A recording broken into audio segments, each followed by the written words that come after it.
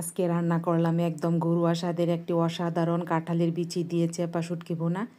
কাঁঠালের বিচি চাক চাক করে পাতলা করে কেটে নিয়েছি। চুলায় একটা প্যান বসিয়ে 1/2 কাপ রান্নার তেল, 1 কাপ পেঁয়াজ, 1/2 কাপ রসুনের কোয়া নেড়ে চেড়ে বাদামি কালার করে ভেজে নিয়েছি।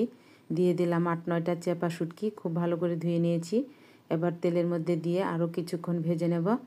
1 চামচ হলুদের গুঁড়া, 2 চামচ মরিচের গুঁড়া, 1 চা চামচ ধনিয়ার গুঁড়া, 1/2 চামচ জিরার গুঁড়া, স্বাদ মতো লবণ দিয়ে কিছুক্ষণ নেড়ে মিশিয়ে অল্প পানি দিয়ে নেড়ে ভালোভাবে মিশিয়ে ঢাকা দিয়ে কিছুক্ষণ মশলাটা ভালোভাবে কষিয়ে নিয়েছি।